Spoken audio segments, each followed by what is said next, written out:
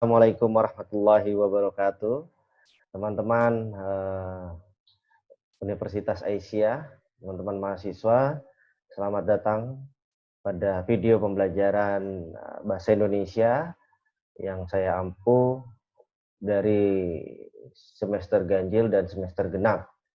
Dan materi yang pertama ini adalah materi tentang sejarah, kedudukan, dan fungsi bahasa Indonesia, ya. Materi ini juga sebagai materi perdana, dan kemudian nanti akan ada sekian materi, ada 10 materi lagi yang ada di dalam konten YouTube Bahasa Indonesia Universitas Aisyah. Oke, mari kita mulai untuk mata kuliah Bahasa Indonesia dengan materi sejarah, fungsi, dan kedudukan Bahasa Indonesia. Oke, bismillahirrahmanirrahim. Ya, pada materi ini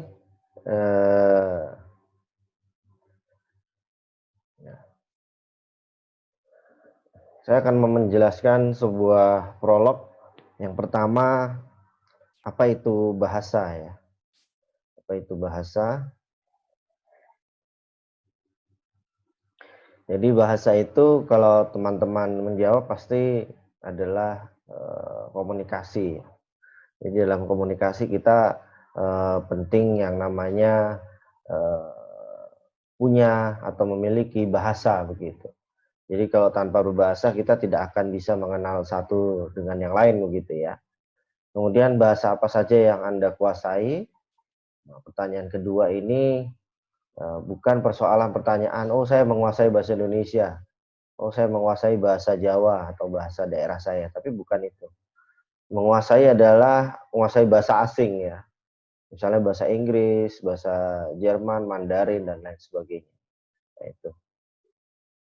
Kemudian pertanyaan ketiga, seberapa dekat Anda dengan bahasa Indonesia? Jadi seberapa dekat kita dengan bahasa Indonesia itu bisa dilihat dari aktivitas ya, aktivitas keseharian kita misalnya dalam berkomunikasi, itu pertama. Kemudian dalam hal tulis menulis. Kemudian apa bentuk-bentuknya? Misalnya ketika kita berbicara terhadap orang tua atau kepada dosen, kepada rektor misalnya, atau kepada orang yang belum kita kenal secara akrab, nah, mungkin perlu menggunakan bahasa-bahasa Indonesia yang formal begitu ya, atau semi formal. Kemudian dalam penulisan juga sama, banyak hal perbedaan, misalnya dalam hal tulis menulis, tentunya tugas-tugas kuliah, karya tulis ilmiah yang berhubungan dengan akademik, berhubungan dengan universitas, kampus ya, itu wajib menggunakan bahasa Indonesia yang formal, ya, bahasa Indonesia yang baik dan benar. Ya, beda halnya dengan Anda misalnya menulis WA begitu kepada teman Anda, atau menulis surat kepada teman Anda yang sudah lama sekali tidak pernah ketemu misalnya. Nah, itu mungkin bisa menggunakan bahasa yang tidak formal. Tapi dalam ranah pendidikan ya, dalam penulisan bahasa Indonesia itu wajib menggunakan bahasa Indonesia yang baik dan benar ya, dan formal.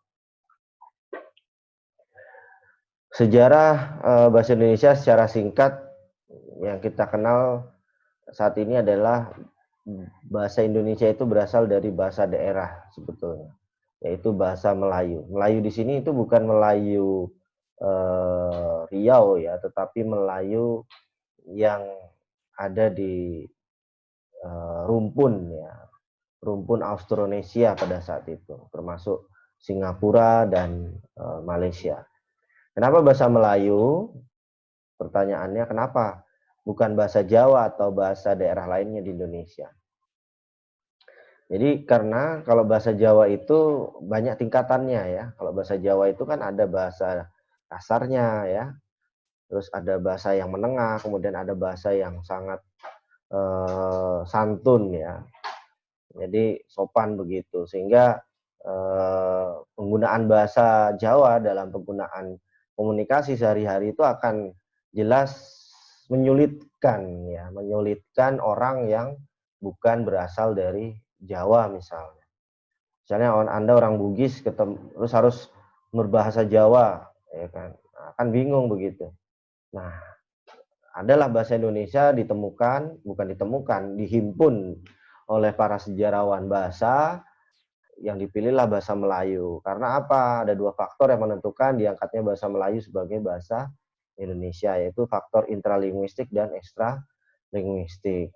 Faktornya diantara lain seperti bahasa Melayu pada saat itu sudah digunakan sejak dari Pulau Sumatera dan Malaysia ya. Dan itu sudah sampai ke Jawa pada saat itu sebagai bahasa komunikasi yang mudah begitu. Dalam penggunaannya itu lebih mudah ketimbang menggunakan bahasa Belanda atau bahasa Inggris ya fungsinya, sehingga bahasa Melayu itu dianggap paling cocok kemudian diindonesiakan kira-kira begitu. Ya. Karena sebagian penduduk Indonesia dan Austronesia itu masih seperti serumpun ya, saudara begitu, sehingga komunikasi yang digunakan lebih mudah ketimbang bahasa lainnya. Jadi kalau bahasa Melayu pada saat itu ketika ada orang Sumatera ketemu orang Jawa sudah lebih mudah gitu komunikasinya gitu ya, ketimbang bahasa lain. Dan orang berpikir juga pada saat itu yang orang-orang tua kita zaman dulu itu sudah berpikir masa depan gitu, bahwa persoalan bahasa itu sangat penting ya.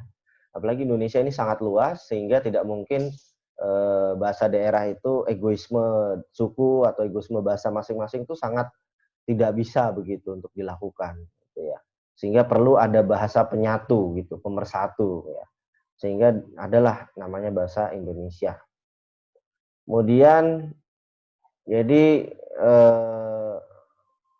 selain itu ini yang tadi saya sudah sampaikan, walaupun suku Jawa itu merasa paling banyak di Indonesia, tapi orang Jawa juga sudah legowo bahasa Indonesia tidak digunakan, bahasa Jawa tidak digunakan dalam bahasa Indonesia begitu. Ya. Kemudian selanjutnya, kapan bahasa Indonesia lahir? Nah, kalau kita bisa lihat bahasa Indonesia lahir itu pada tanggal 20 Mei yang pertama 1908 ya. Ini perlu diingat, 20 Mei 1908 itu merupakan hari kelahiran bahasa Indonesia sebagai bahasa nasional. Karena pada saat itu ada organisasi yang bernama Budi Utomo ya. Itu sebagai momen atau peringatan kebangkitan nasional. Sehingga sering kita peringati sebagai Hari Kebangkitan Nasional. Kemudian yang paling sering orang ketahui adalah bahasa Indonesia itu lahir pada tanggal 28 Oktober 1928. Ya, hari lahirnya itu bertepatan dengan adanya Sumpah Pemuda. Ya. Dari 3 sumpah itu, para pemuda bersumpah bahwa bahasa persatuan itu adalah bahasa Indonesia. Kemudian yang ketiga adalah 18 Agustus 1945. Ya, bahasa Indonesia lahir sebagai bahasa resmi ya dalam Undang-Undang 1945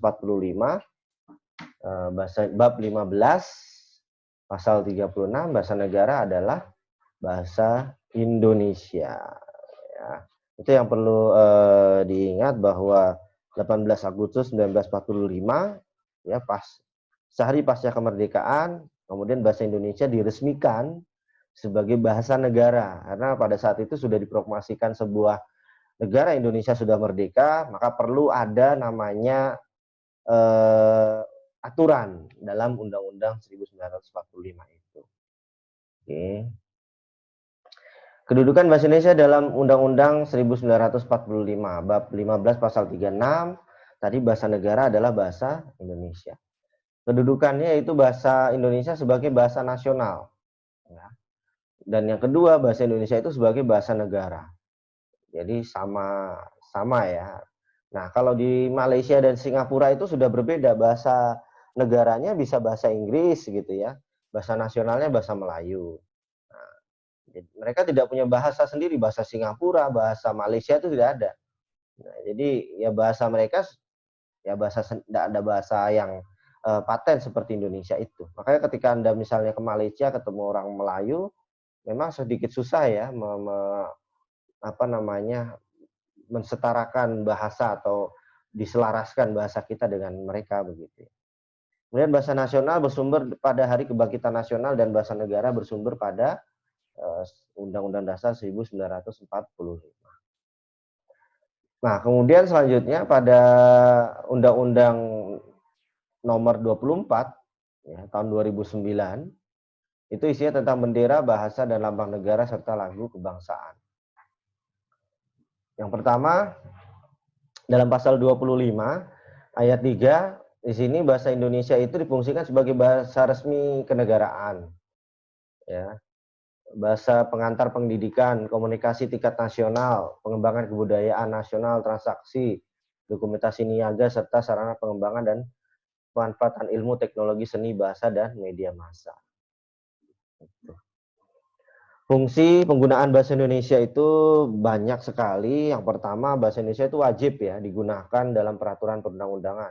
Itu tertuang dalam pasal 26. Kemudian bahasa Indonesia wajib digunakan dalam dokumen resmi negara pasal 27.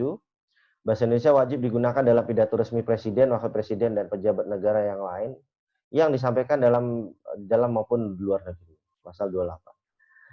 Yang keempat, bahasa Indonesia wajib digunakan sebagai bahasa pengantar pendidikan nasional. Pasal 29 dan administrasi publik, instansi pemerintahan. Bahasa Indonesia wajib digunakan dalam nota kesepahaman atau perjanjian yang melibatkan negara, instansi pemerintah, RI, lembaga swasta atau perorangan warga negara Indonesia pasal 31. Fungsi yang lain juga banyak sekali dalam digunakan dalam forum-forum nasional, komunikasi resmi, laporan setiap lembaga, persoalan dan wajib juga digunakan dalam penulisan karya ilmiah dan publikasi karya ilmiah di Indonesia. Itu untuk pasal 35. Jadi kalau dalam Indonesia wajib bahasa Indonesia, kalau misalnya untuk artikel di luar negeri ya bahasa Inggris begitu. Kemudian yang lainnya fungsinya digunakan dalam nama geografi, merek dagang, lembaga usaha, nama-nama bangunan, gedung, jalan, ya kan. Kemudian untuk penunjuk jalan juga penggunaan bahasa Indonesia dimaksud dapat disertai dengan bahasa daerah atau bahasa asing. Fungsi juga bahasa Indonesia sebagai media massa juga ada ya dalam koran-koran, ya itu juga wajib. Fungsi bahasa menurut Halliday itu bahasa Indonesia yang pertama berfungsi sebagai fungsi personal, yaitu penggunaan bahasa untuk mengungkapkan pendapat, pikiran atau sikap perasaan pemakainya. Kemudian ada fungsi regulator, yaitu penggunaan bahasa untuk mempengaruhi sikap pikiran pendapat orang lain, dirujukan, rayuan, permohonan, perintah, ya, misalnya belok kiri, jalan terus. Fungsi interaksi sosial, interaksional, ya, menjalin kontak, menjaga hubungan sosial seperti sapaan, basa-basi, simpati atau penghiburan. Fungsi informatif yaitu penggunaan bahasa untuk menyampaikan informasi, ilmu pengetahuan dan budaya.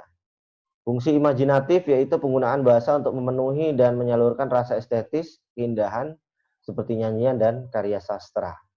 Kemudian fungsi heuristik yaitu penggunaan bahasa untuk belajar atau memperoleh informasi seperti pertanyaan atau permintaan penjelasan tentang suatu hal. Fungsi instrumental yaitu penggunaan bahasa untuk mengungkapkan keinginan atau kebutuhan pemakainya seperti misalnya saya ingin. Dalam praktiknya, fungsi-fungsi tersebut jarang berdiri sendiri. Antara satu fungsi dengan fungsi yang lain saling terikat dan saling mendukung. Dengan demikian, suatu tindak berbahasa dapat mengandung lebih dari satu fungsi. Oke, demikian itu tentang sejarah singkat fungsi dan kedudukan bahasa Indonesia. Ya. Demikian video pembelajaran saya di materi pertama ini. Terima kasih atas perhatiannya. Assalamualaikum warahmatullahi wabarakatuh.